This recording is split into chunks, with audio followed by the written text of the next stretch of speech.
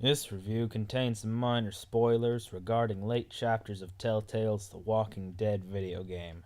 I will deliberately refrain from revealing any information that strongly affects the story. Proceed at your own discretion. Alright, so The Walking Dead. For those of you who don't know, The Walking Dead is a comic turned TV show turned video game turned another video game that no one cares about, and today we're going to be talking about the video game one. That is, the first video game one, the one that's not the one, not Survival Instinct, the one before it with the Telltale, and just, well, so anyway, I played this game and it really fucking rocked, but in addition to that, it did some really cool things that I think a lot of games nowadays could stand to learn from. And what I'm primarily concerned with is the way the game manages to promote the story through gameplay. Because The Walking Dead does have great writing and great visuals and great atmosphere and great friggin' music, but all this stuff could have just been done in a book or a movie. But where it really shines, and what justifies it being a video game at all, is the gameplay, and the clever way it feeds you information about the world and the characters.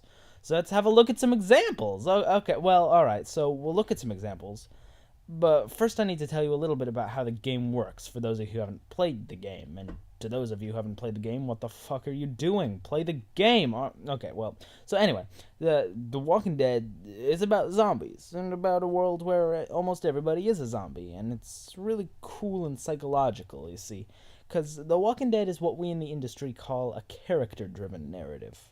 Because, you see, the characters, yeah, they drive the story. I mean, tell me if I need to slow down, but alright. The protagonist is this guy Lee, who has befriended a young girl named Clementine, and you follow him as he travels across America to help Clementine find her parents. But here's the thing. As the game goes on, it feels less and less like you're following him, and more like you are him. Now, this is achieved through the central mechanic of the game, which is a little thing called choice. The game is all about the choices you make as Lee, and of course, their consequences. Almost every line says gives you a dialogue option, and unlike many other games with similar options, the choices of dialogue feel important, and I actually want to take the time to read the options and pick one based on what I would do in a similar situation. We'll talk about how the game achieves this later. So, in addition to talking people, you also gotta fight zombies too, which is also pretty cool. During these fights, your input is basically in the form of QuickTime events. Now, once again, QuickTime events are a mechanic that games often misuse, but The Walking Dead absolutely nails, and it just continues to demonstrate the fact that a competent and thoughtful designer can make just about any idea fun. Once again, we'll talk more about this later. This part here is just a basic overview, so hold your horses. Okay, so there's this one more interesting thing about the game that I want to mention, and that's the statistics system. So throughout each episode, the game is divided into 5 episodes, by the way, the player has to make a bunch of choices. Do I save this guy or that guy? Do I try and rescue this guy or do I leave him? That kind of thing. And at the end of the episode, it shows you what percentage of players made the same choice you did. Now, the reason this is so neat is because it often puts the player in a mindset of doubt and mistrust. Because you see, in the first episode, I pretty much just breezed through all the choices, like, duh, save the kid, duh, steal the food, duh, kill the bitch. But then, at the end of the episode, and the stats popped up, it was like, well, shit, why did 76% of people not kill the bitch? Wait, maybe I'm the one with the problem. Maybe I'm crazy. Oh, God. Oh, God! Which, of course, is exactly what the game wants you to feel, and is exactly what your character, Lee, is feeling. See, this emotional correlation between the player and the character is the heart of what makes this game brilliant. A lot of games don't make this connection at all, or only make it halfway. To show you what I mean, consider the following scenario. So, you're playing a game, and in the game, the guy you're playing as is feeling very angry and mistrustful. If the game is badly designed, then you can intellectually understand that he's feeling angry and mistrustful, but you don't really relate. He's just a person on a screen that you're looking at. This is an emotional disconnect. But if the game is pretty well made, then you can like and relate to the character and share his anger and mistrust. You, the player, feel it because your character feels it, and you like the character. This is an emotional link. But see, there's one more option, and this is the one that video games can do in a more streamlined and organic way than any other medium. If a game has real, competent dedication to story, then you can do one better than affecting the player through the character, and affect the player directly. Rather than feeling emotion by proxy, the player can be made to directly feel the emotions of the scene through gameplay. This is a theme we're going to be coming back to a lot, because I have yet to find so masterful an example of this principle as The Walking Dead. So anyway, let's take a look at some examples. Alright. Okay, so there's this one scene early in the game. You've just met Clementine and agreed to take care of her until you find her parents. So you run into some nice looking folks and they ask you who you are and why this scared looking little girl is with you. So you have the option of telling them the truth and admitting that you're just some guy, or alternatively, you can lie and tell them you're her neighbor or a babysitter. But here's the catch. The game only gives you a bit of time to answer. A little bar at the bottom of the screen starts ticking away at a scary fast pace, and it makes the player feel pressured and panicky. Because you see, so far in the game, you've run into a few instances where you've had a time limit during dialogue choices, but usually it's kind of slow and laid back, giving you enough time to think carefully and consider the impact of your decision. But now, just when the player is settling into his role as Lee, the game flips the table on you. You're just cruising along, comfortable as can be, dum-de-dum. Oh, look at these nice fellows. They're asking some questions about myself. Well, I guess I'll just... Oh, shit! The bar's moving fast. Oh, my God. What do I... Okay, well, shit. Oh, it's fast. Okay, a babysitter. I'm a babysitter. Oh, well, shit. Should I have done that? But see, what's so cool about this is that it recreates the feeling of an actual interrogation in your living room. And if you're a bad liar in real life, that'll come across in the game. And then, when you've realized you've cocked up, there's no turning back. Told a bad lie? Too bad, dickhead, you gotta live with it. Because you know how in a lot of games you can't continue the story if you're an asshole? Like, the game gives you an option to tell your quest giver to go fuck himself, but once you choose it, you're kind of stuck until you go back and apologize and pick the other option, so it may as well not even be there. Well, The Walking Dead doesn't pull any of that shit. It understands that there's more to freedom in gaming than just letting you choose what to say. It understands that in order to be truly free, what the player says has to affect the other characters realistically, and he has to be able to go through the whole game while being whatever kind of person he'd like. Now, obviously, there are some limits, like you can't just shoot everybody you meet on sight, because that would get you killed, but within the logic of the world, The Walking Dead gives you about as much freedom as you could ask for. The choices of dialogue are varied and well written enough that I've rarely felt as if my opinion wasn't represented, and very rarely did Lee say something I didn't mean him to. That is a sign of a truly open-ended game. So that's pretty cool. So what we got so far is a game where you get to have free and interesting conversations with people and choose what to say and when and have it feel real and consequential. And don't get me wrong, that's really cool in its own right, but there is one fairly large part of the game we haven't talked about yet, and that'd be the zombies. You know, kind of a big deal. It's The Walking Dead, you know. So there is also combat in this game, which, as I mentioned earlier, is conducted through QuickTime events, which come in the button mashing and target clicking variety. So what you've got to understand here, everything in the game has a purpose.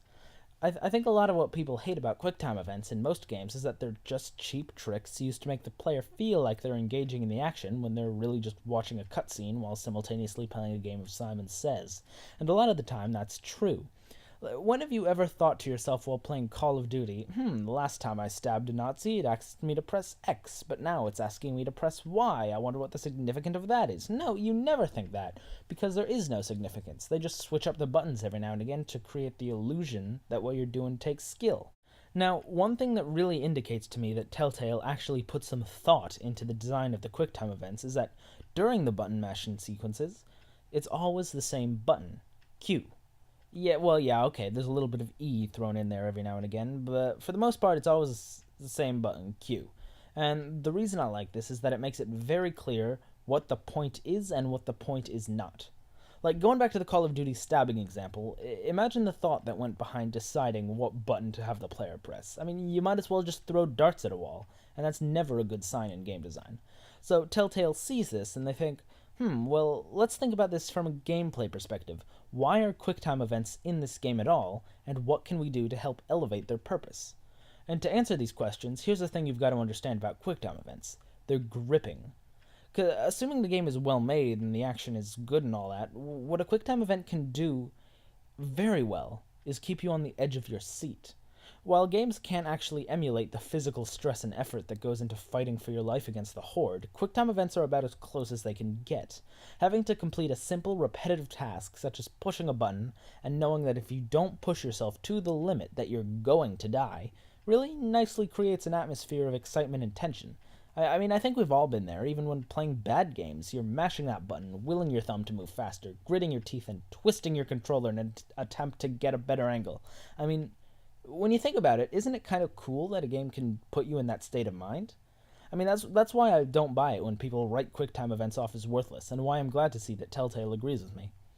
Okay, so let me highlight just one more scene from the game to make my point.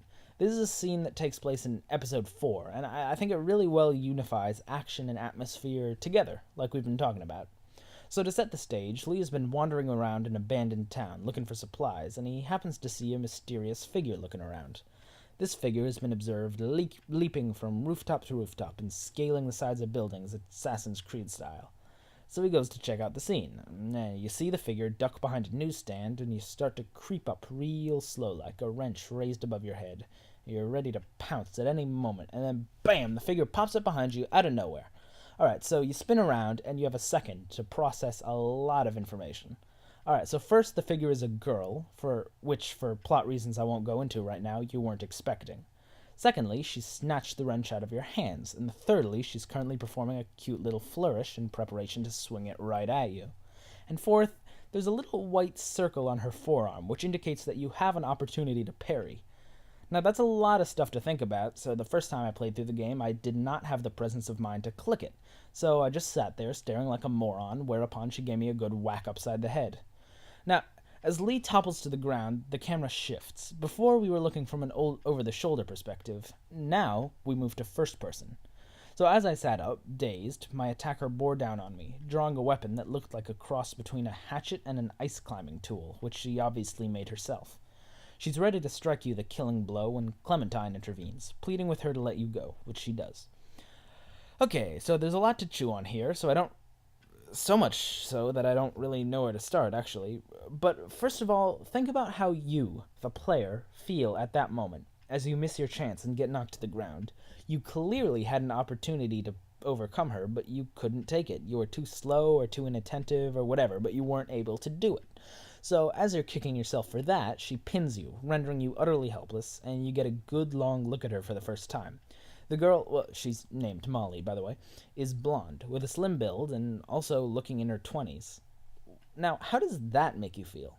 You've just been overcome, not your character, you've just been overcome, by a girl, which is more embarrassing to you, even if you say otherwise, because you were raised in a culture which bombards you with suggestions to that effect every day. And even worse, you would have been killed if it weren't for a 9-year-old kid stepping in to sort things out. At this point, I was already beginning to feel the beginnings of humiliation, and as she got off me and helped me to my feet, I already found myself rather annoyed at her and annoyed at the situation in general. As you find out throughout the chapter, Molly is kind of a badass, what with the aforementioned wall climbing, her customized weapon, and her tendency towards witty one-liners. However, as we continued through the story together, I found myself rather disliking her. Her stunts seemed show-offy, and her habit of always talking back to Lee and demanding the final word struck me as arrogance. I mean, hey bitch, I'm the leader of this group. I'm the motherfucking player character. Who are you to talk back to me? Now, I realize this is drifting into the dangerous waters of anecdotal evidence here, but I stand firm in my belief that I am not alone in this, because every element of your first encounter with Molly is designed to make you feel showed up. Remember when the camera shifted to a first-person perspective? What's the game saying there? It's saying, hey, player, this is not some guy lying on the ground, rubbing his eyes like a toddler. This is you. You just got your ass kicked, and now you're going to watch as she decides your fate. And then as the chapter moves into its later stages and we start to see Molly's softer side, I found myself warming up to her. I chose softer dialogue options with her, and Lee's relationship with her followed the same arc as my own. I mean, you see how it all comes together here. I think The Walking Dead has achieved something really great. It's introduced the player as a member of the cast. You're ashamed at your lack of skill when Molly overcomes you. You're annoyed at her insubordination. You're the one who gets to choose whether or not to forgive her, not Lee, you. And you know what the best part is? The part that really shows just how real and organic a story this is? All of this subtle, intelligent, gripping character drama is optional. You might not even see it, because if you do have the quick thinking necessary, you can block her strike and knock her out. If I had won that fight, think about how different my relationship with her would have been. Her backsass that so infuriated me before would have seemed more like childish resentment at having lost. Maybe she wouldn't even have backsassed me at all. See, all this I've just talked about is why I hold out hope for video games as an art form. And I can honestly say without exaggeration that The Walking Dead is the most immersive game I've ever played, and is also a serious contender for best game I've ever played as well. My time with it has been more thought provoking and complex than my time with countless movies and books. And I'm gonna try and shut up now, but I mean, god damn it, just play the game. Just go play the game. I mean, play the game.